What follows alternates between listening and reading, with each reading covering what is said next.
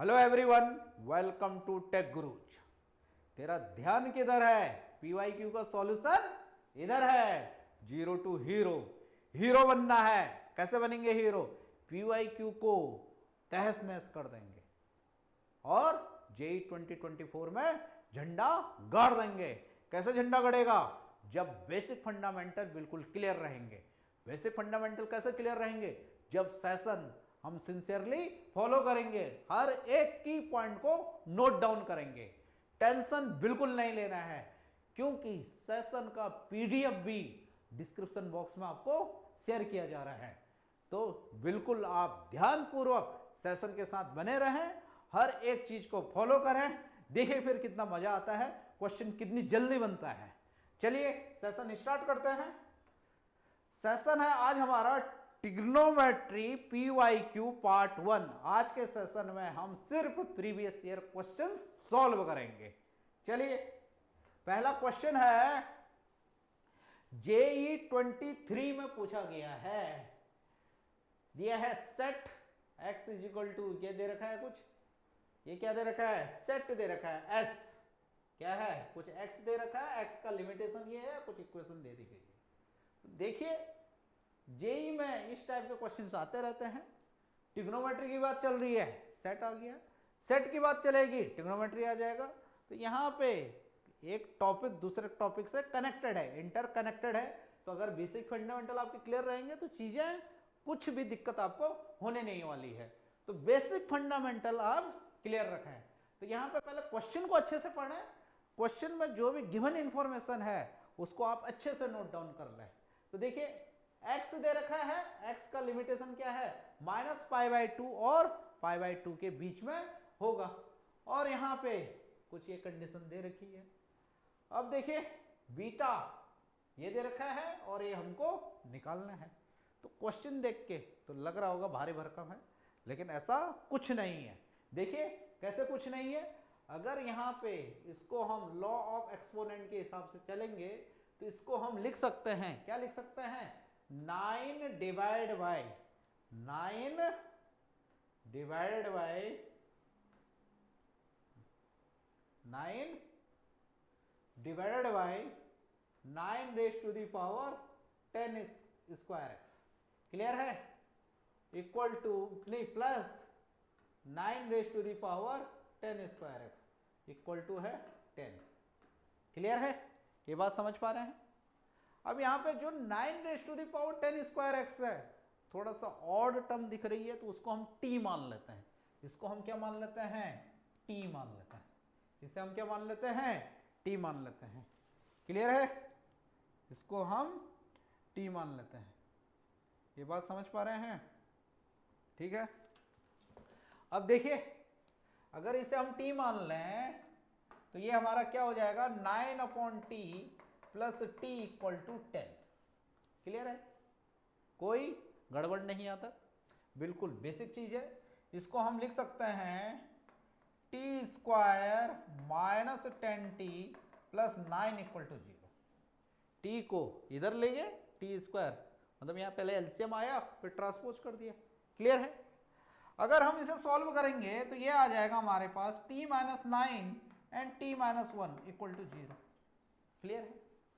तो यहां पे t की दो वैल्यू आ जा रही हैं, एक आ जा रहा है 9 और एक आ जा रहा है 1। और t हमने क्या माना है? t हमारे पास है 9 raise to the power 10 square x. और 9 raise to the power 10 square x अगर 9 है, अगर क्या है? 9 है, तो यहां पे 9 रेज टू द पावर 1 लिख सकते हैं। तो 10 स्क्वायर एक्स इक्वल टू आ जाएगा 1। 10 स्क्वायर एक्स इक्वल टू आ जाएगा 1। लॉ ऑफ एक्सपोनेंट के हिसाब से सेम बेस होने पे पावर इक्वेट हो जाती है। तो 10x जो आ जाएगा वो आ जाएगा हमारे पास प्लस माइनस 1। अब यहां पे हमें ध्यान रखना है कि जो x है वो π/2 और माइनस π/2 के बीच में है। क्या है? ये π/2 होता है और ये माइनस π/2 होता है, इसके बीच में है। तो 10x प्लस माइनस 1 कब होता है? जब प्लस तो क्या होगा 1 जब π/4 होगा, और माइनस 1 कब होगा? जब माइनस π/4 होगा। क्लियर है? तो x की यहां पे दो वैल्यू आ सकती हैं, एक आएगा प्लस π/4 और एक आएगा माइनस π/4। क्लियर है? दूसरी सिचुएशन है कि 9 raised to the power 10 square x अगर 1 होता है तो देखिए अगर इसे एक्सपोनेंट के फॉर्म में लिखें तो 9 raised to the power 10 square x is equal to 9 raised to the power 0, तो 10 स्क्वायर एक्स इक्वल टू क्या हो गया हमारे पास 0, क्योंकि राइट हैंड साइड में 9 का पावर क्या है 0 है, क्योंकि क्या है 0 raised to the power of anything 0 मतलब किसी का भी अगर पावर होता है तो उसकी वैल्यू क्या होती है 1 होती है। इतना क्लियर है। तो यहाँ पे 10x 0 कब होगा, जब क्या होगा हमारा टर्मिनल साइड, एंगल का जो टर्मिनल क्या है साइड है वो क्या करेगा x एक्सिस के साथ कोइंसाइड करेगा, तो x क्या होगा 0 होगा, x क्या होगा 0 होगा। तो x की 3 वैल्यू आ जा रही हैं 0, π/4 और -π/4। क्लियर है। अब हमें बीटा देखना है। बीटा क्या है हमारे पास, बीटा जो दे रखा है beta as summation x belongs to set, set का जो भी एलिमेंट है उसको लिया जा रहा है, और क्या किसका समेशन लिया जा रहा है 10 स्क्वायर x/3 का। ओके क्लियर है।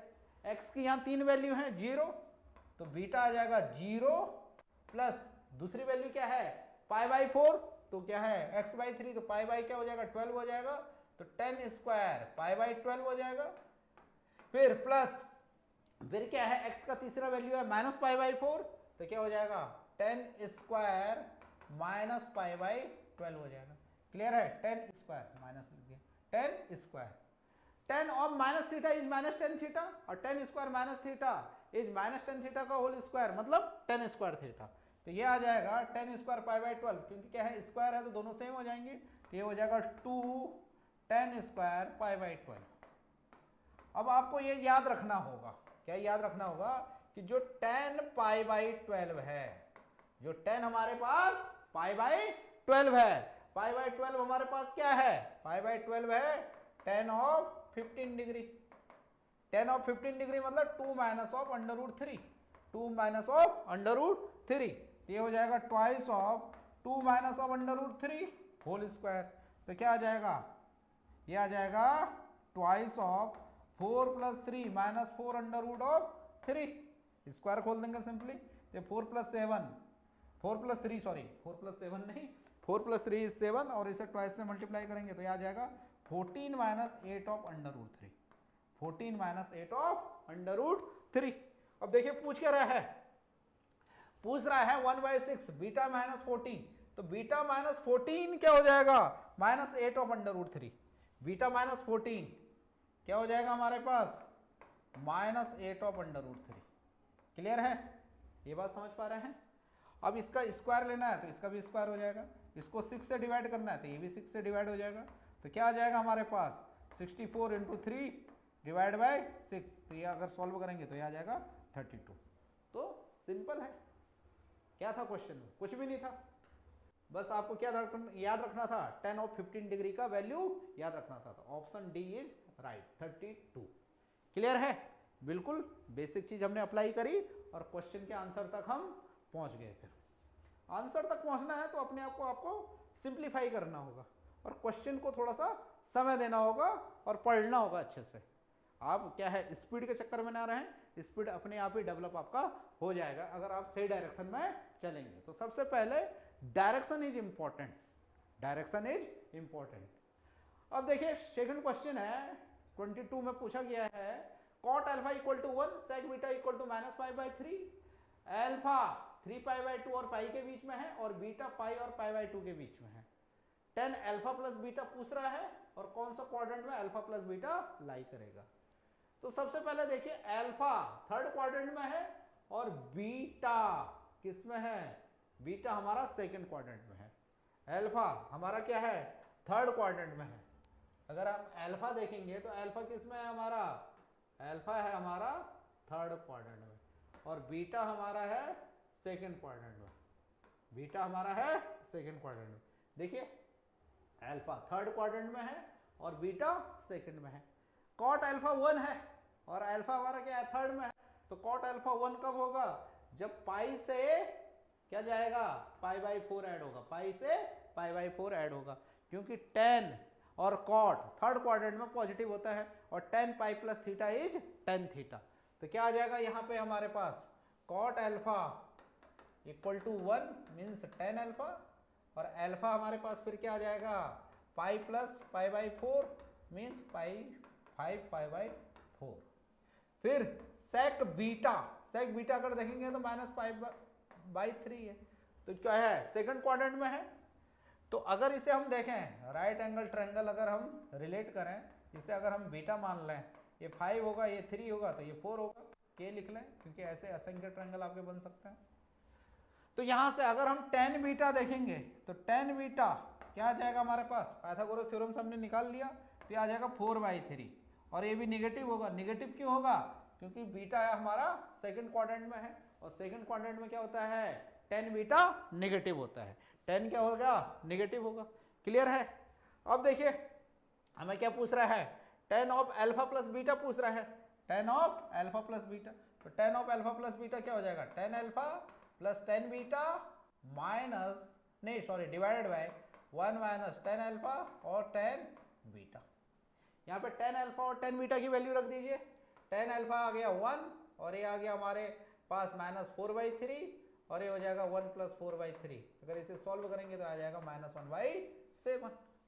अब देखिए यहाँ पे ध्यान रखने वाली बात क्या है, वो ये है कि अल्फा हमारे पास है क्या है 5π/4 और बीटा है हमारे पास 90 से बड़ा। बीटा सेकंड में आ रहा है तो 90 से बड़ा, तो अल्फा में अगर 90 से अगर क्या है बड़ा एंगल हम ऐड करेंगे तो फोर्थ में पहुंच जाएगा। तो अल्फा प्लस बीटा किस में आएगा हमारे पास, फोर्थ क्वाड्रेंट में आएगा। अल्फा प्लस बीटा हमारा किस में आएगा, फोर्थ क्वाड्रेंट में आ जाएगा। वैसे भी tan alpha plus beta minus में आ रहा है, तो थर्ड में तो अल्फा पहले ही आ चुका था, उसमें बीटा ऐड कर रहे हैं, तो अगर थर्ड में रहता तो पॉजिटिव ही रहता, लेकिन अल्फा प्लस बीटा करके माइनस में आ रहा है, तो मतलब किस में जा रहा है, वो फोर्थ क्वाड्रेंट में जा रहा है। फोर्थ क्वाड्रेंट में tan नेगेटिव होता है, तो आंसर क्या हो जाएगा ये। अगर ऑप्शन के हिसाब से भी क्या है क्वाड्रेंट हम देखते भी नहीं तो वैसे भी हो जाता है, एलिमिनेशन मेथड से भी हो जाता है। कभी कभी क्वेश्चन में एलिमिनेशन मेथड भी हमें अप्लाई कर लेना चाहिए। कभी कभी क्या हो जाता है क्वेश्चन हमें ना भी बन रहा हो तो एलिमिनेशन अगर ऑप्शन से चलते हैं तो हमें आंसर मिल जाता है। तो हर एक चीज का आप प्रैक्टिस करिए। क्लियर है।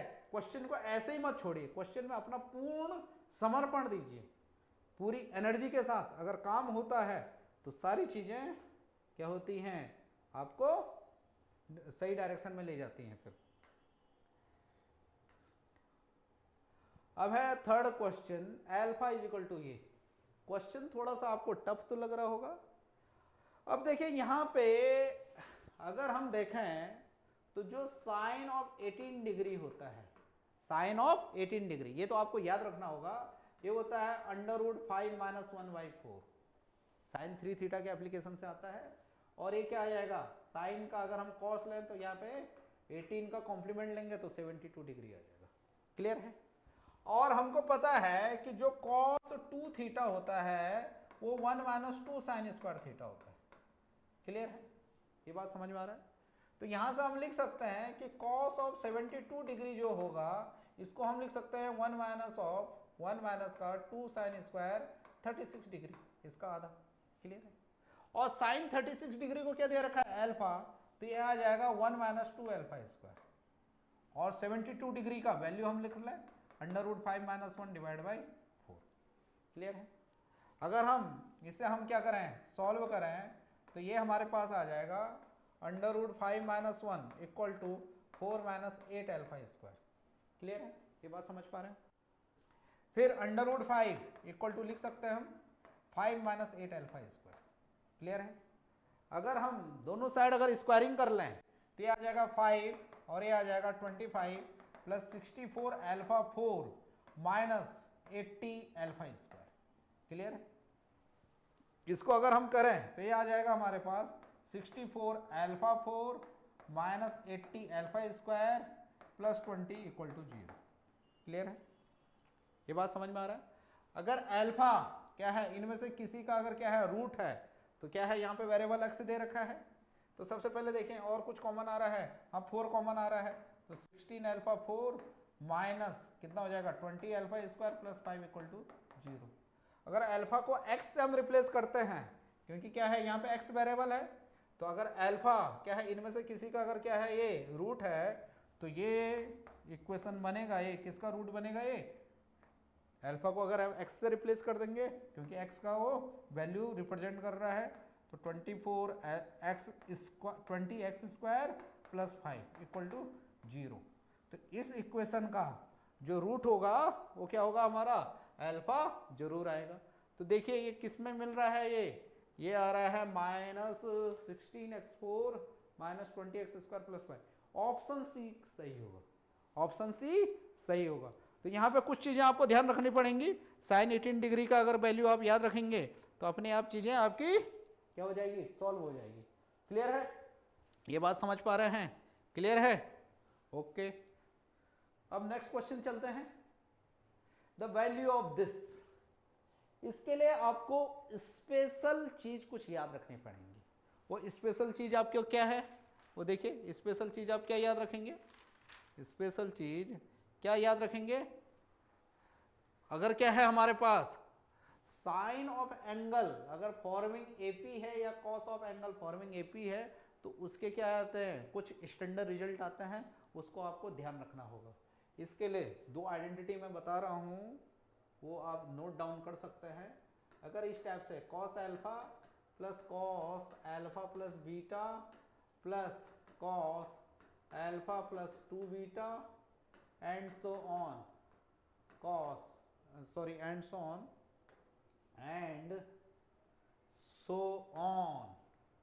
And so on plus cos alpha plus n-1 beta.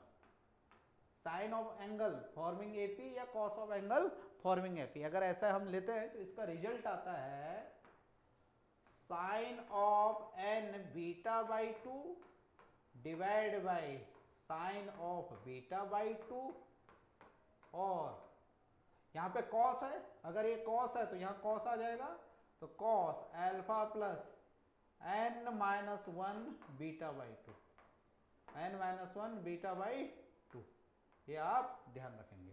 Clear है, ये बात समझ पा रहे हैं। अगर साइन आएगा तो यहाँ साइन आ जाएगा, अगर यहाँ कॉस है तो यहाँ कॉस आ जाएगा, ये तो दोनों में सेम रहेगा। क्लियर है, और n क्या है, नंबर ऑफ टर्म्स है, नंबर ऑफ टर्म्स है। तो देखिए, और बीटा क्या है, कॉमन डिफरेंस है।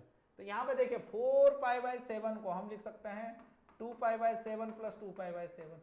क्लियर है, और इसको लिख सकते हैं 2π/7 प्लस ट्वाइस ऑफ 2π/7। क्लियर है, ये बात समझ में आ रहा है। तो यहाँ से अगर हम कंपेयर करें इसको, अगर इससे कंपेयर करें तो अल्फा आ जाएगा हमारे पास 2π/7 और बीटा आ जाएगा हमारे पास 2π/7, ये भी वही चीज़ है। और बीटा बाई 2 क्या आ जाएगा हमारे पास, बीटा बाई 2 आ जाएगा 2π/14। क्लियर है, और n-1 क्या है, n-1 मतलब क्या है, nth एंगल है, तो यहाँ पे क्या हो गया, n टर्म है तुम्हारे, तो ये क्या है, n-1 टर्म है, तो n इज इक्वल टू क्या आ गया हमारा, सॉरी nth टर्म है, तो n-1 क्या है तुम्हारा, nth टर्म में जो कॉमन डिफरेंस का कोफिशिएंट होता है वो n-1 होता है, तो वही चीज है, n-1 का यहाँ पे 2 है तो n इज इक्वल टू 3 आ गया। या इसे ऐसे समझें कि नंबर ऑफ टर्म्स हमारी 3 है, n क्या है, एपी में nth टर्म क्या होता है, a plus n-1 into D. Okay, clear है, होप ये तो सबको पता होगा। तो देखिए, इसको अगर हम सॉल्व करें, उसमें अगर हम रिलेट करने की कोशिश करें तो ये क्या आ जाएगा, साइन ऑफ n मतलब 3 बीटा बाई 2 मीन्स 2π/14। क्लियर है, और divide by sin beta by 2 means 2π/14। Clear है, और कॉस एल्फा मीन्स 2π/7 प्लस क्या हो जाएगा, बीटा n-1 मतलब 2, और यहाँ पे क्या आ जाएगा 2π/7 और 1/2 बीटा बाई 2। क्लियर है, ये बात समझ पा रहे हैं। अब देखिए, ये जो चीज आएगी ये आ जाएगा हमारे पास साइन ऑफ 3π/7 कॉस ऑफ 4π/7 और साइन ऑफ π/7। क्लियर है, ये बात समझ पा रहे हैं, क्लियर है, ये बात समझ में आ रहा है, यहां तक तो कोई दिक्कत नहीं। अब देखिए, साइन ऑफ जो 3π/7 है, तो 3π/7 को हम लिख सकते हैं पाई माइनस 4π/7। ये इंपॉर्टेंट पॉइंट है। 3π/7 को हम क्या लिख सकते हैं, पाई माइनस 4π/7। और हमको पता है sine of pi minus theta is sine theta, तो साइन 3π/7 क्या हो जाएगा हमारे पास, साइन 4π/7, साइन 4π/7। तो इसी चीज को अगर हम यहाँ पे यूज करते हैं, इसी चीज को अगर हम यहाँ पे यूज करते हैं तो ये आ जाएगा साइन ऑफ 4π/7 और कॉस ऑफ 4π/7 और divide by sin of π/7, sin of π/7। Clear है। अब जब साइन और कॉस का दोनों का सेम एंगल हो जाता है तो कुछ हमें पता है कि साइन ऑफ 2 थीटा क्या होता है, 2 साइन थीटा कॉस थीटा, तो 2 से मल्टीप्लाई डिवाइड करा तो ये हमारे पास आ गया sin of 8π/7 divide by sin π/7 और मल्टीप्लाइड बाय यहाँ 2 भी है। क्लियर है। अब 8π/7 अगेन यहाँ पे ध्यान रखें कि जो 8π/7 है इसको लिख सकते हैं हम पाई प्लस π/7, पाई प्लस π/7। तो sin pi plus theta minus sin theta होता है, तो साइन 8π/7 आएगा, वो आ जाएगा माइनस साइन π/7। आ रहा समझ में। तो ये आंसर क्या आ जाएगा, ये माइनस π/7 क्या हो जाएगा, माइनस साइन π/7 हो जाएगा। साइन π/7 ऑलरेडी है, तो साइन π/7 और साइन π/7 कैंसिल आउट हो जाएगा। तो आंसर क्या आ जाएगा इसका, -1/2। ये क्या हो जाएगा हमारे पास, माइनस साइन ऑफ π/7 और डिवाइड बाय साइन ऑफ π/7 और 2 पहले से ही है, तो आंसर क्या आ जाएगा, -1/2। आंसर क्या आ जाएगा, -1/2। है ना क्लियर। देखिए नथिंग इज हियर, ओनली क्या है, focus required. If you are focus in your work it means everything in your favour. Okay clear है। What is focus? Focus is putting all your energy into the smallest act. तो focus करना सीखे, चीजें अपने आप ही आपके favour में आएंगी। तो आंसर क्या हो जाएगा, -1/2। की पॉइंट याद रखें कि क्वेश्चन में क्या की चीजें यूज हुई। पहले क्या है, यहाँ पे कुछ ऐसा पैटर्न बन रहा है कि कोसाइन ऑफ एंगल फॉर्मिंग क्या है, एपी है, तो उस कंडीशन में आंसर हमारे पास ये आता है। क्लियर है। फिर कुछ हमने पैटर्न बनाया, उस पैटर्न को फिर अप्लाई किया। फिर यहां पे देखिए द वैल्यू ऑफ, ये इसको हम कैसे करेंगे, क्वेश्चन देख के तो लग रहा होगा भारी भरकम टाइप का, हर क्वेश्चन तो भारी भरकम ही लग रहा होगा, लेकिन देखिए क्वेश्चन में अगर थोड़ा सा एफर्ट आप डालेंगे, क्वेश्चन को अच्छे से पढ़ेंगे, क्वेश्चन से मोहब्बत करेंगे, तो क्वेश्चन अपने आप ही आपको आंसर दे देता है। क्वेश्चन में ही आंसर रहता है, क्वेश्चन में ही आंसर रहता है। जरूरत क्या है, क्वेश्चन को अच्छे से पढ़ने की, क्वेश्चन में अच्छे से इन्वॉल्व होने की। क्लियर है। अब देखिए अगर हम इसको ऐसे करें, sine 12 degree plus sine 12 degree minus sine 72 degree, तो कोई दिक्कत नहीं होनी चाहिए, क्योंकि 2 क्या हो जाता है, 1 + 1 2 होता है। किसी भी चीज को अगर 2 बार ऐड कर देते हैं तो क्या हो जाता है तुम्हारा, ट्वाइस ऑफ दैट थिंग हो जाता है। तो वैसे ही साइन 12 2 बार ऐड किया हुआ है, तभी तुम्हारा ट्वाइस ऑफ साइन 12 है। क्लियर है। अब यहाँ पे हम कुछ फॉर्मूला लगा देंगे। हमारे पास होता है sine C minus sine of D, sine C minus sine of D क्या आ जाता है, 2 cos c + d/2 और sign c - d/2, sign c - d/2। तो देखिए यहां पे c + d क्या हो जाएगा, c + d क्या हो जाएगा, 84 हो जाएगा, और 84 का आधा 42, तो क्या हो जाएगा, ट्वाइस ऑफ cos 42 डिग्री। और 12 - 72, 12 - 72 इज -60, -60, और -60 का आधा -30, तो sin of -30 degree, sin of -30 degree. और sin of minus theta is minus sin theta, तो साइन 12 डिग्री और माइनस ये क्या हो जाएगा, कॉस ऑफ 42 डिग्री। क्लियर है। -1/2 आ जाएगा। क्लियर है। साइन 30 1/2, तो साइन -30 इज -1/2। क्लियर है। अब देखिए साइन 12 डिग्री यहाँ पे क्योंकि sign C minus sign D का फॉर्मूला है हमारे पास, तो यहाँ पे लिख लेते हैं साइन ऑफ 48 डिग्री। कॉस को साइन में कन्वर्ट कर सकते हैं, बस शर्त क्या है कि एंगल का हम कॉम्प्लीमेंट एंगल लेंगे, और कोई भी कॉम्प्लीमेंट एंगल कैसे मिलता है, 90 में से उसे सब्ट्रैक्ट कर देंगे। तो इनको भी अगर देखेंगे तो ट्वाइस कॉस 48 और 12 60 और आधा 30, तो ट्वाइस ऑफ कॉस 30 डिग्री, और ये क्या आ जाएगा माइनस 36, मतलब minus of sine 18 degree. Sine minus 18 degree मतलब माइनस ऑफ साइन 18 डिग्री। और साइन 18 डिग्री का वैल्यू क्या होता है, साइन 18 डिग्री ये याद रखना है अंडर रूट 5 माइनस 1/4। तो माइनस अगर कॉमन ले लेंगे तो क्या हो जाएगा, माइनस साइन 18 डिग्री क्या हो जाएगा, फिर ये हो जाएगा 1 माइनस अंडर रूट 5/4। क्लियर है। 2 cos 30 इज अंडर रूट 3/2, और ये आ जाएगा 1 माइनस अंडर रूट 5/4। क्लियर है।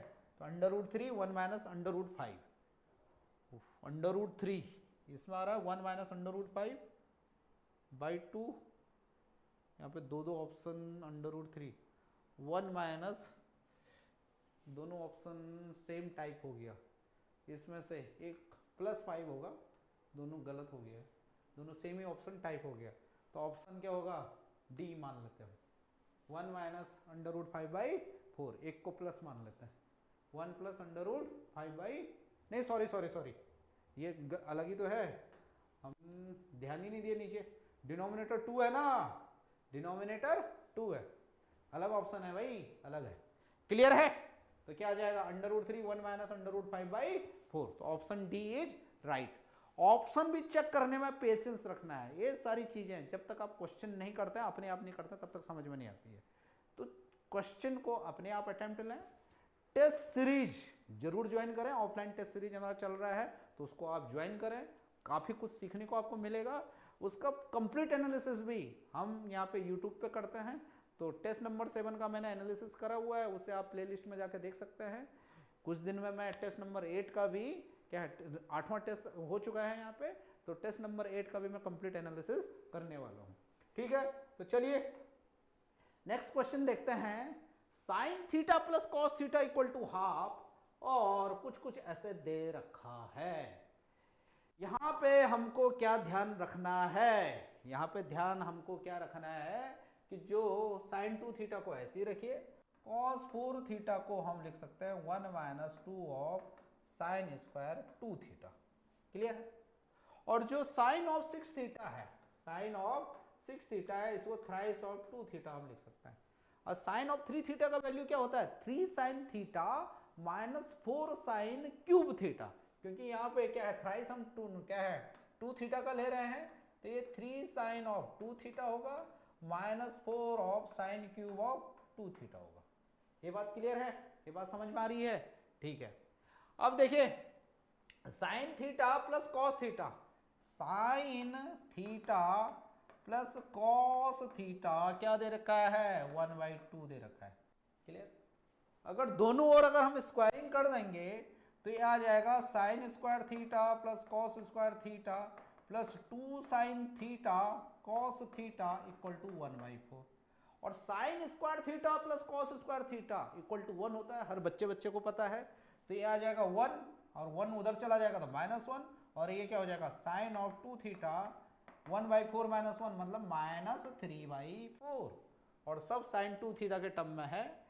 ये चीज क्या आ जाएगा, फिर ये आ जाएगा 16, यहाँ पे sine of 2 theta is -3/4 plus cos of 4 theta, cos of 4 theta देखिए क्या आ रहा है, ये आ जा रहा है 1 माइनस 2, और ये हो जाएगा 9/16, तो ये हो जाएगा -16 माइनस 2 बाई क्या है 16 मतलब -1/8, -2/16 माइनस 18 -2, तो -2/16 मतलब -1/8।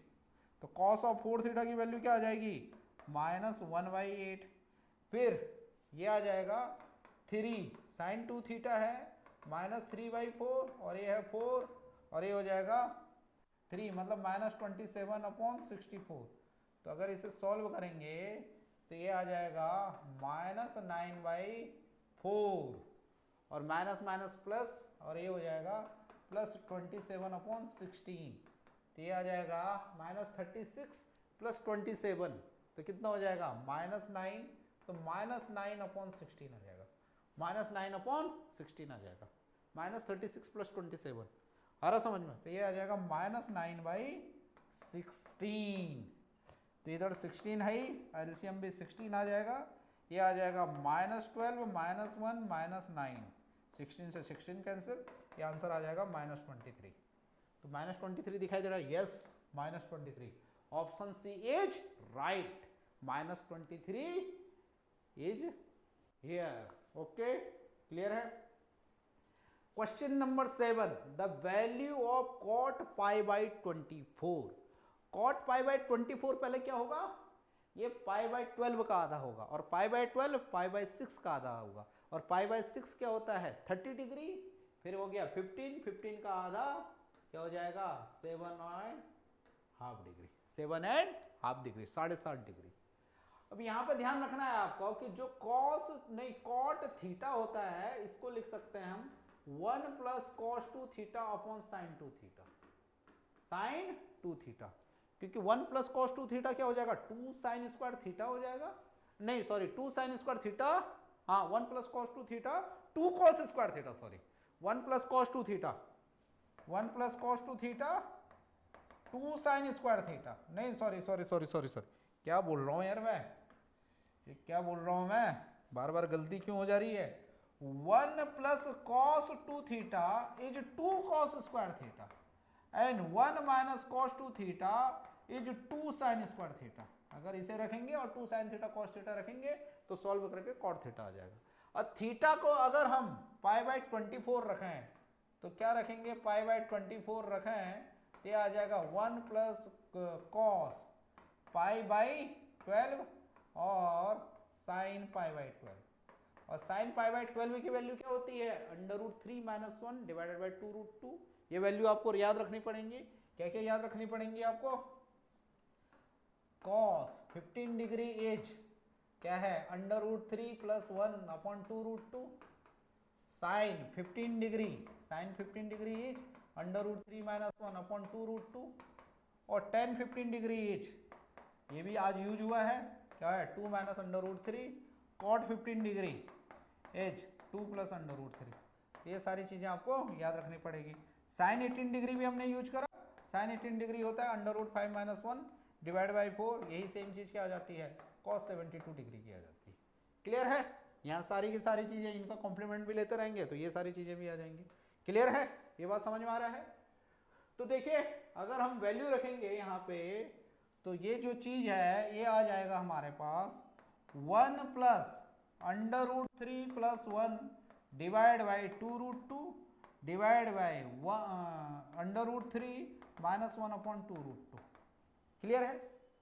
अगर इसे हम सिंप्लीफाई करेंगे, इसे अगर हम सिंप्लीफाई करेंगे तो क्या आ जाएगा हमारे पास 2√2 + √3 + 1, 2√2 कैंसिल हो जाएगा, √3 - 1 हो जाएगा। क्लियर है, रैशनलाइज करिए √3 + 1 और √3 + 1, तो डिनोमिनेटर क्या हो जाएगा 3 - 1 इज 2, तो आंसर क्या हो जाएगा यहाँ पे डिनोमिनेटर तो आ जाएगा 2, √3 मल्टीप्लाई करिए तो ट्वाइस ऑफ √6 हो जाएगा, √3 फिर √3 के साथ मल्टीप्लाई करिए तो ये 3 हो जाएगा, √3 1 के साथ करिए तो ये हो जाएगा √3, फिर 1 भी वही करेगा, ये क्या हो जाएगा ट्वाइस ऑफ √2 फिर √3 फिर 1। क्लियर है, ये बात समझ में आ रहा है। तो देखिए ये हो जाएगा ट्वाइस ऑफ √6, √3 दो बार ऐड हुआ है तो ट्वाइस ऑफ √3, √2 एक ही बार है लेकिन वो ट्वाइस है, और 3 + 1 4 और डिवाइड बाई 2, तो आंसर हमारे पास क्या हो जाएगा √6 + √3 + √2 + 2, तो √6 क्या हो जाएगा हमारे पास √6 + √3 + √2 + 2, 2 से हर एक टर्म डिवाइड हो जाएगी, तो कौन सा है √2 तो है, √3 भी, √6 भी और +2 भी, ऑप्शन बी है, सीधा ऑप्शन बी पे ही ध्यान दो। ठीक है, option B is right. Okay, clear है इतना, ठीक है। तो ये सारी चीजें आपको ध्यान रखनी है, ऐसे ही आप tan ऑफ पाई 24 का वैल्यू निकाल सकते हैं, ट्राई कीजिएगा। अगर हम क्या है tan ऑफ पाई बाई 24 अगर हम निकालें, हम क्या यूज करेंगे, tan theta is sin 2 theta upon 1 plus cos 2 theta, और थीटा को हम फिर क्या रख लेंगे, पाई बाई 12 रख लेंगे, तो ये वैल्यू भी हमारी आ जाएगी। ओके, क्लियर है, बात क्लियर है, बिल्कुल क्लियर है। अब देखिए ये 9th number question, last question है आज के सेशन का। x और y किस किस के बीच में है, x और y किस किस के बीच में है, x और y है, x और y है किसके बीच में, पाई और 0 के बीच में है, पाई और 0 के बीच में है। कुछ ये दे रहा है cos x plus cos y, ये minus cos x plus y equal to 3/2, then sin x plus cos y is equal to, बड़ा अटपटा सा क्वेश्चन लग रहा होगा कि दिया कुछ भी नहीं है और आंसर क्या है, न्यूमेरिकल वैल्यू कुछ आ रही है। यही ट्रिग्नोमेट्री का जादू है। क्लियर है। देखिए यहाँ पे जो cos x plus cos y है, इसको हम लिख सकते हैं twice of cos x plus y by 2 और cos x minus y by 2। ये बात क्लियर है, ये बात समझ में आ रही है, क्लियर है। अब देखिए दिख रहा है ना, हाँ, cos x minus y by 2, और इसको लिख सकते हैं minus of 2 cos square x plus y by 2 minus 1।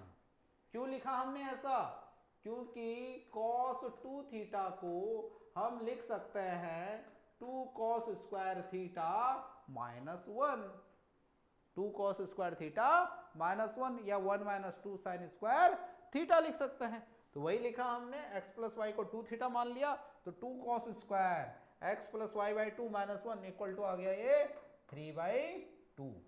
Clear है, बिल्कुल क्लियर है। अब यहां पे देखिए, अगर हम फर्दर आगे चलते हैं तो 2 cos x plus y by 2 और cos x minus y by 2 और minus 2 cos square x plus y by 2 और माइनस माइनस प्लस 1, और प्लस 1 अगर क्या है उधर हमारा चला जाता है, प्लस 1 मतलब माइनस 1 हो जाएगा, तो हो जाएगा 1/2।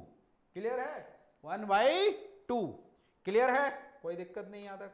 अब देखिए यहां पे हम इसे ऐसे लिख सकते हैं, कैसे लिख सकते हैं, 2 cos x plus y by 2 और cos x minus y by 2, यहाँ पे 2 को इधर ले आए तो ये 4 हो जाएगा, और इधर भी 4 cos square x plus y by 2 equal to, यहाँ 1 आएगा तो 1 को हम लिख सकते हैं sine square x minus y by 2 plus cos square x minus y by 2।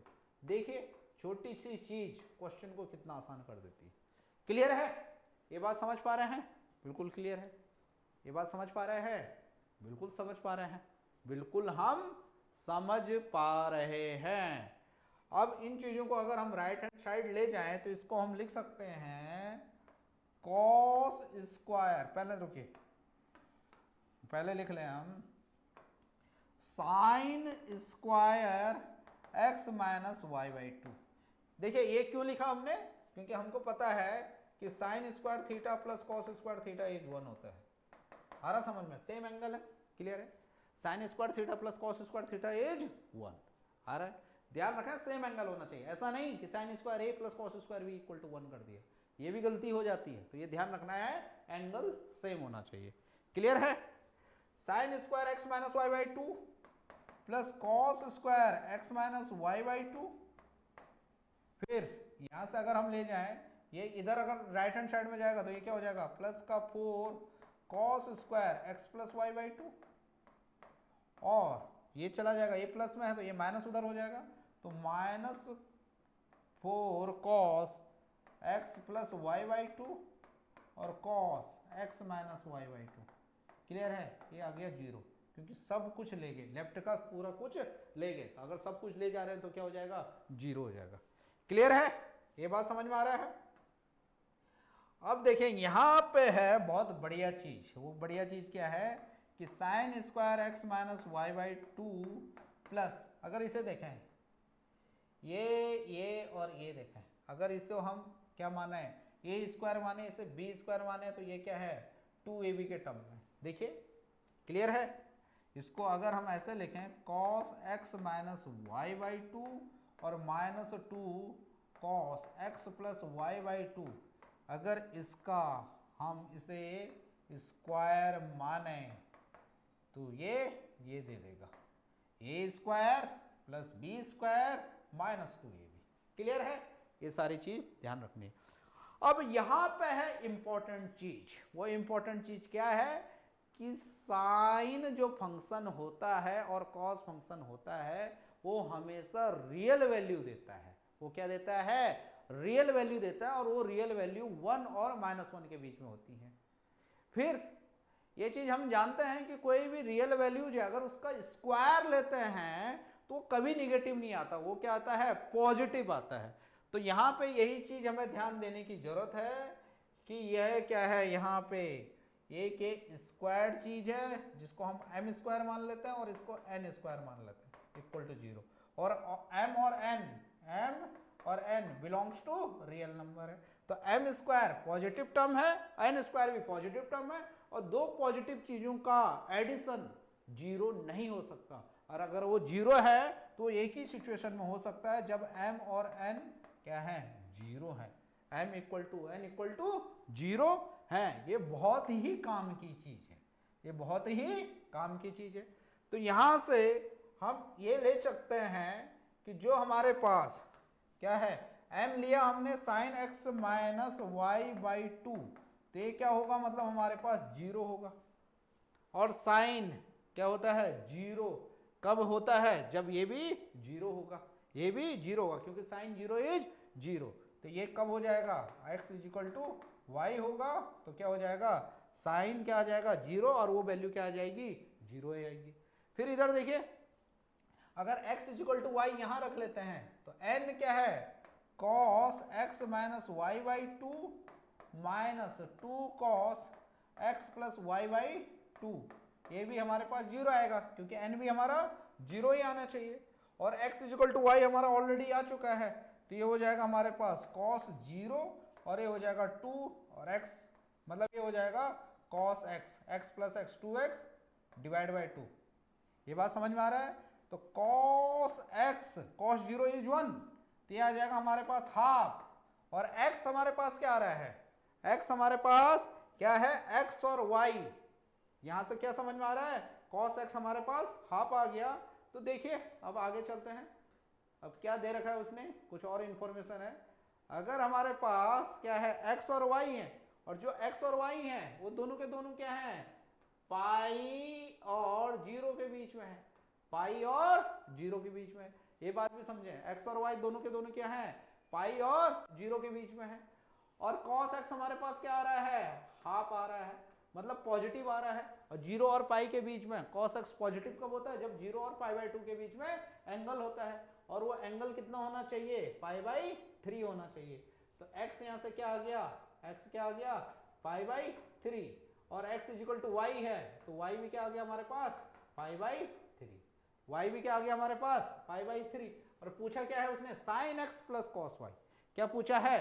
Sign x plus cos y पूछा है। तो sine x plus cos y का मतलब क्या हो गया?